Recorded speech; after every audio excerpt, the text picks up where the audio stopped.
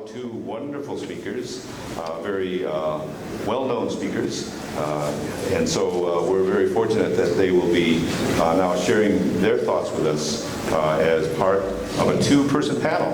Let me introduce them to you. Although he needs no introduction, our first speaker is Mr. George Teraoka.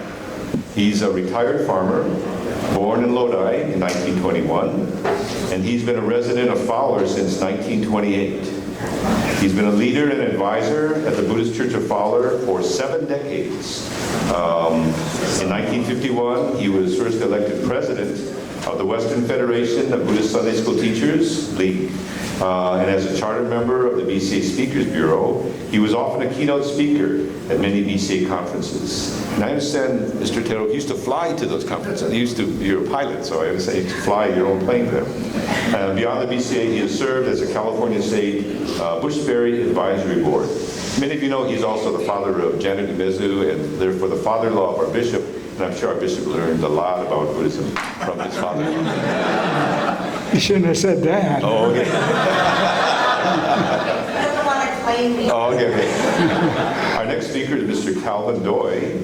He's served in a variety of leadership positions in the Central California District, including Buddhist Church of Parlor President, Central California District Council President, Vision and Preservation Committee Chairman, BCA Social Welfare Fund Chairman, and the Central California Young Buddhist Association Advisor. He also serves as a Central Cal Minister's Assistant. He's worked as a certified pest control advisor for over 40 years and is an avid golfer. So now we'll have a panel presented to us by Mr. Teraoka and Mr. Doi. We'll begin with Mr. George Teraoka. They will be speaking. The topic of their panel is Central Cal Voices of the Nembutsu. What was that again? Central Cal Voices of the Nembutsu. Wow, I hadn't been prepared for that. Well, good afternoon, everyone. It's certainly a pleasure to be with you this afternoon. I feel very honored. And as I look over the group of people here that are today, I recognize very few of you. And all of a sudden, I kind of feel like Urashima Taro. Urashima Taro is a Japanese version of Rip Van Winkle. And I was very honored to have some of you people come up to me and tell me that they are the sons or the daughters of some of the people that I used to meet at the BCA meetings.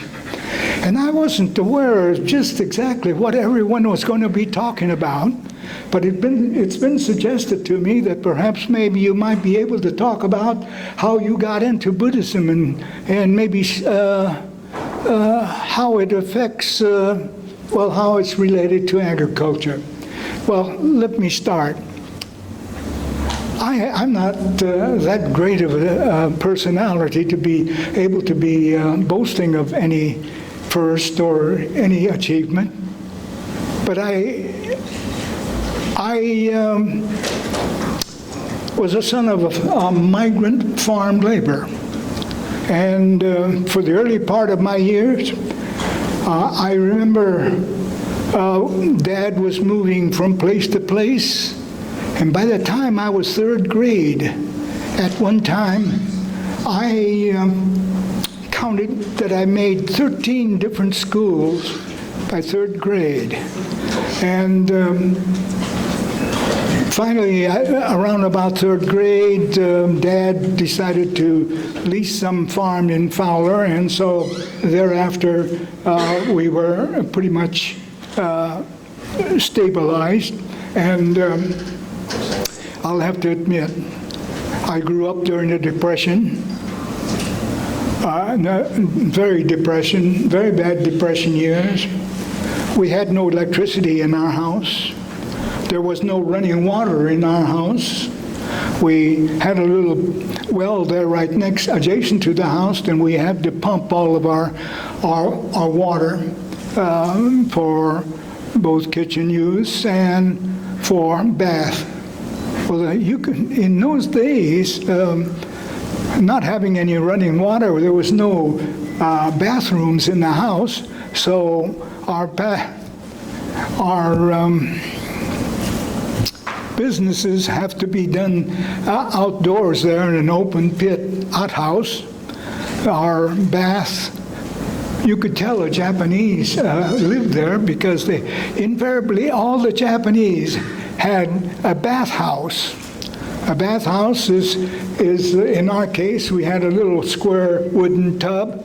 On the bottom was a steel plate, and it was sitting up above a cove where my job was to pump water into the bath every day and have the fire going so that the family will be able to have warm water in the evening time for bathing. But anyway, the Japanese language was predominantly our language of the family. My father was an Issei.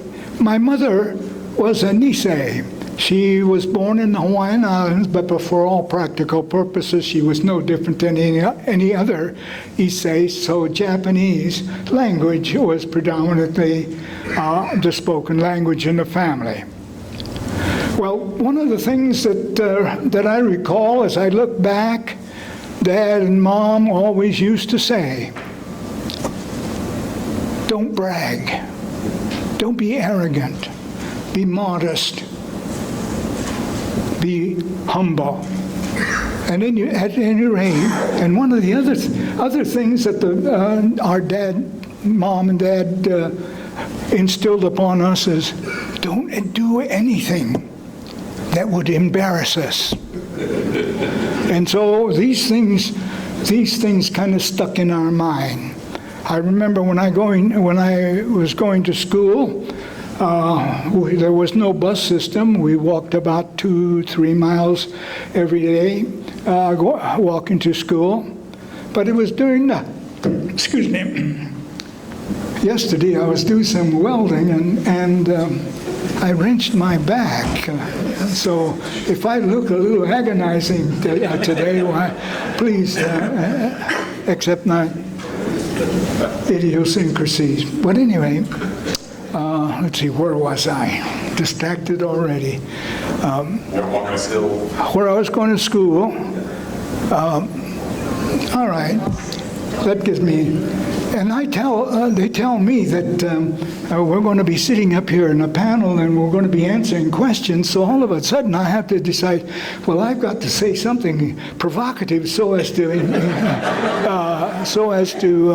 have something for you to be inquiring about. But at any rate, getting back along with my life, it was during the high school year that one of the teachers set me aside after class, and she said, George, I've got to tell you something.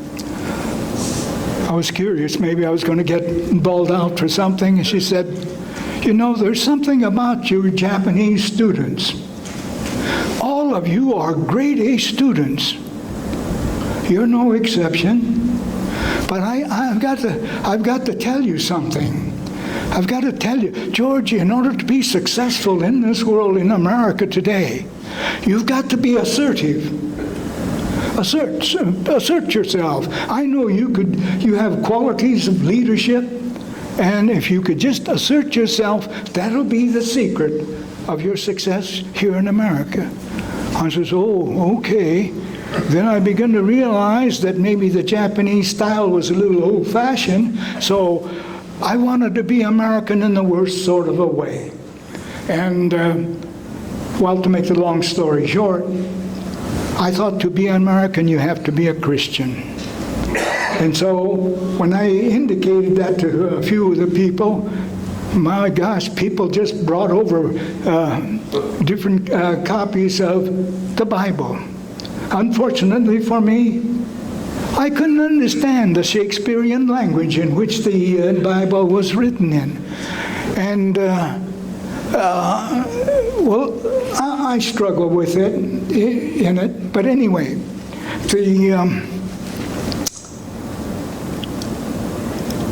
what I was going to get bawled out a little bit later on was that I was going to be American. To be American, you've got to be assertive.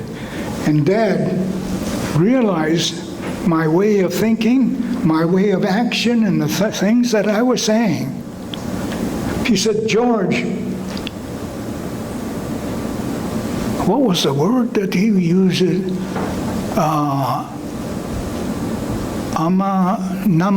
Namaiki. Namaiki is the word I was looking for.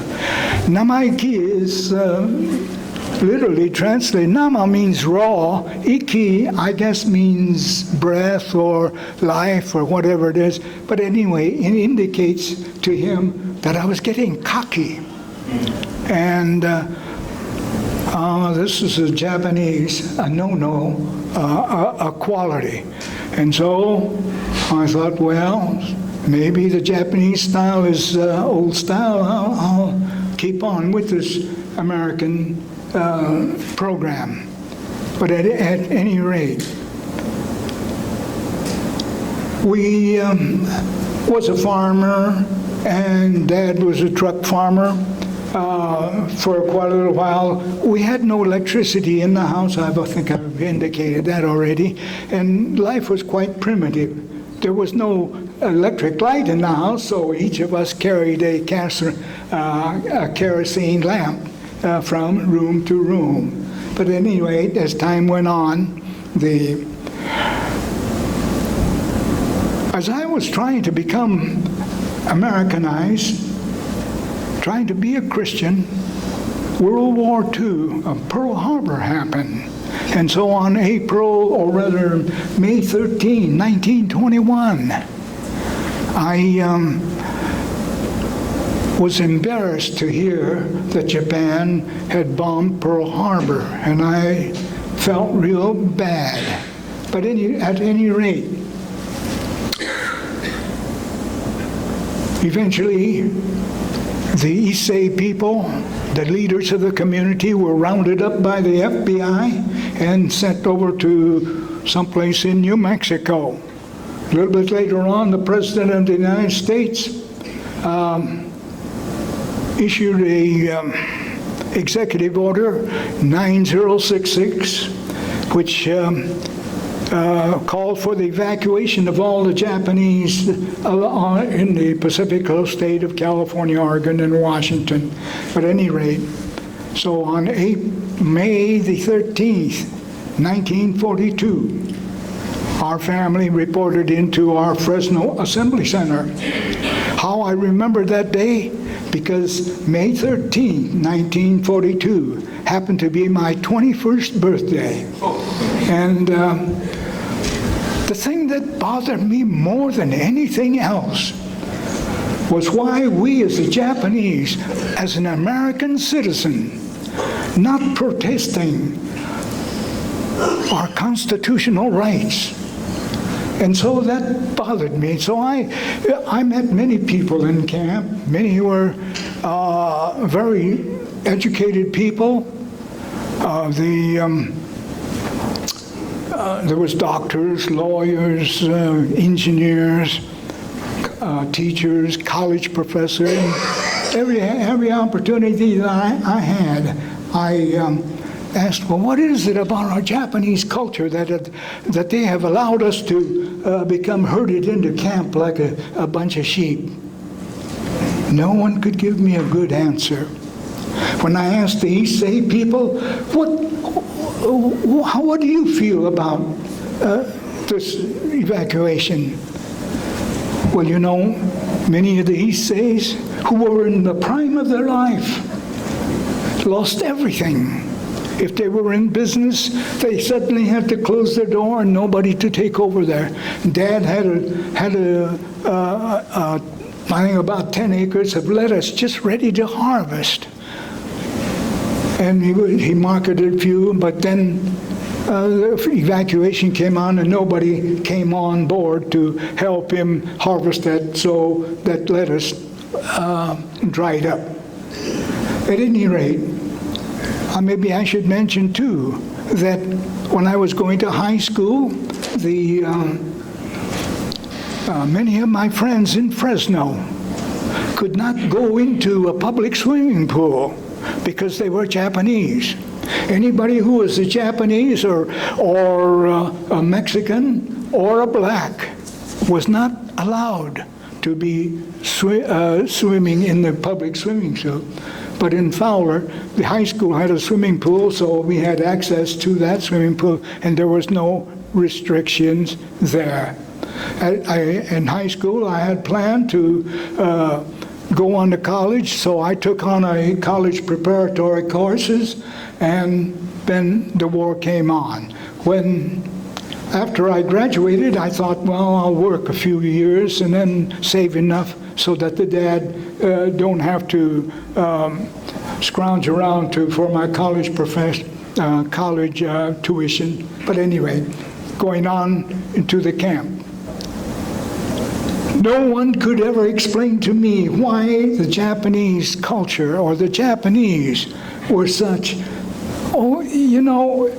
if you could imagine 100,000, 120,000 people to be herded into a camp without one shout of objection. JACL was in organization at that time, but I didn't hear a peep from them. Something didn't, anyway. So this is a question that really bothered me. And I kept asking until I met one minister, a Buddhist minister, and he told me what the Japanese culture was all about. He told me that the Japanese culture, the main emphasis of all Japanese culture was Muga no Kyo. Muga means, mu means non, ga is self. So he said that this principle of Muga permeates in all of the Japanese culture. And he said you'll find Muga no Kyo in tea ceremony, flower arrangement, kendo, archery, almost, or even shigin or calligraphy. All of the culture had as its basis for its philosophy that came from a Buddhist concept of anatta. Anatta is a Sanskrit term which means no self. This is the reason why the Buddhists do not believe in an existence of a soul. Self is just an image, a creation of the mind. It's a sense of individuality. It's a sense of separateness from the universe. This is the self that looks at the universe objectively because he has separated himself from the universe. Well, you know what's really happening here? Once you separate yourself from the oneness of the universe, you're out of harmony with the scheme of things of the universe. But anyway, this is eventually going to be the object of my presentation. But prior to that, I ran into one judo guy. I think he was about Sandan or Yodan. He was quite a ways up there in judo. And I asked him, what is it about judo that manifests this Muga no Kyo? Oh, he said, this is the way it works. Judo, Ju means gentle. Do means the path of, or the philosophy of, or the principle of. So when you look at a judo activity, you see everybody being thrown all over the place. It's anything but gentle. But anyway, they're all practicing how to fall. He told me they were practicing how to fall. I says, now how does that affect with a judo? Or this principle of Muga? Oh, he says, this is the way that works. He says, supposing your opponent that comes against you has a hypothetical power of 26, and you stand here with a power of 16. Obviously, when you take your power of 26 or power 16 against that power of 26, you're going to be overpowered by a difference of 10. But in judo, you don't assert. Well, in the beginning, he said, you take your power of 16 and give it to that guy with a power of 26 and make it a total power of 42 and take care of the situation. In higher rank you go, you don't even bother to assert your power of 16 and maneuver yourself when that power of 16 come against you and take care of the situation. You know, later on, I found that this is really a fantastic concept. Do you realize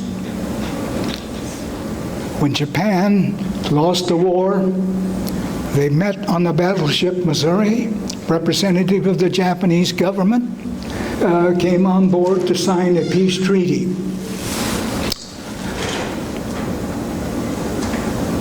They all bowed politely, and it was the American people says, now you guys lost the war, this is an unconditional surrender. You'll have no rights. Yes, very good. So they signed the peace treaty, and they went home, and there was peace thereafter. When General MacArthur went down the streets of Tokyo on a great white horse, he was going to change everything of Japan. He was going to make it totally like America. You know what happened to MacArthur? They judoed him. It's a very interesting story, but I'll tell you about that later. Did you know those Japanese people have judoed us here in America? Well, why do you say that? Well, look at the streets of America. You have Datsuns, Hondas, Suzukis, Acura, and all of that sort of a thing. There are numbers of motorcycles racing up and down the street, dominated by Harley Davidsons at one time, or Wilsons, or Indians, or the various other times. And the most popular cycle today is the Kawasaki, Suzuki, and a few of the others I can hardly remember. You know, you look at America today, and there isn't a household in America that doesn't have a Sony, a Canon, a Nikon. There isn't a household in America that doesn't have a Panasonic, Hitachi, or Toshiba, or some of the other products that don't even have any reflection of Japanese name to it. Omron and all of that sort of a thing. Here in America, we see people standing in line to go eat at a teppanyaki.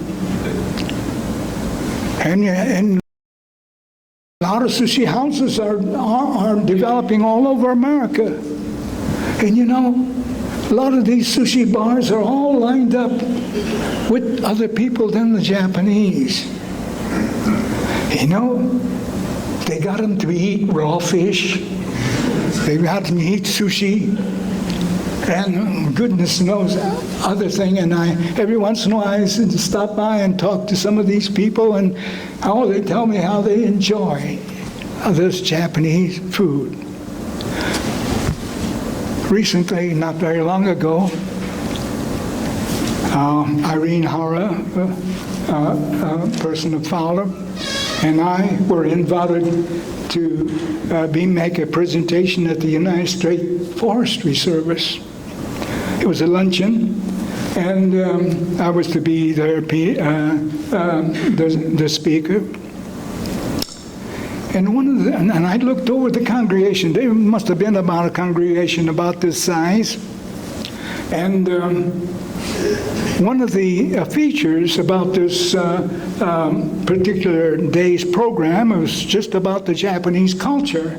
And so Irene gathered up a lot of things that are Japanesey to put on display.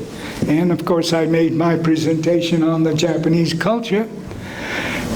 And one of the features of this particular program for the day was people people were invited to write haiku and make their presentation.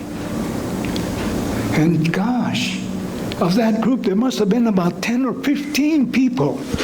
Those of you who are familiar with haiku, it's a poetry of 575.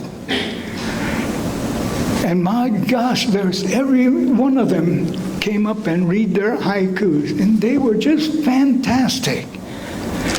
And then it dawned on me.